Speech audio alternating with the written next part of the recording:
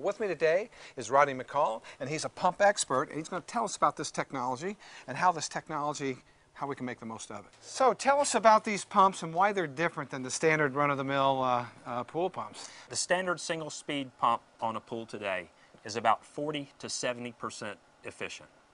The IntelliFlo uses a permanent magnet motor, and the efficiency of that motor is about 92%.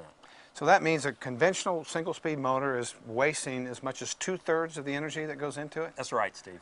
Pool pumps have been oversized for a long time.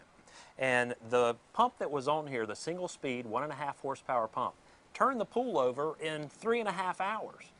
Really, it's like a dragster driving to the store. You know, you don't need that much power.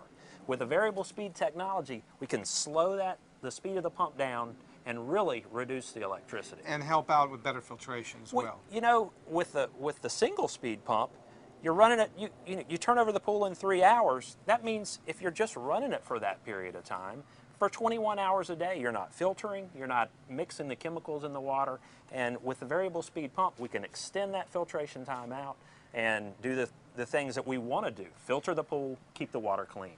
Now, there are certain things that you want to raise the speed of the pump up to satisfy a certain flow rate for, say, a heater or a cleaner. For instance, on this pool, we had a waterfall, and we noticed that when a pipe can hold a certain amount of water, when we're running the pump at 3450 and we're trying to push a lot of flow through that pipe, you're wasting a lot of energy.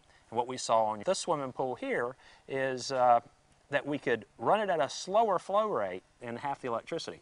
Another benefit of it is, you know, you had one flow on this particular swimming pool, and with variable speed, you can vary that speed and get different looks and different sounds. Yeah, on this pool, as a matter of fact, at the highest speed, you almost had to raise your voice to talk over. The noise was so great, but being able to have those different levels, you could drop that down and actually dial in that to get the best look, the lowest cost. And oddly enough, the watt difference was quite a bit. I mean, at the highest, it was drawing almost 2,200 watts, as I recall, with the single-speed pump. And then we brought the flow down to a nice little trickle over the waterfall, and we were consuming somewhere around 200 watts. Yeah, it's amazing. It's amazing. So Rodney, in summary, this pool was using about 12 to 50, well, actually about 16 kilowatt hours a day.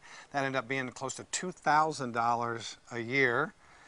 Dropping this back down to running about 200 watts in its normal mode, reduced the cost of operating this pool to about $600? That's correct. The pump's quieter, the neighbors are happier, and the customer's a lot happier. They've got a lot more options. Rodney, great information. Thanks for being here. Thank you, Steve.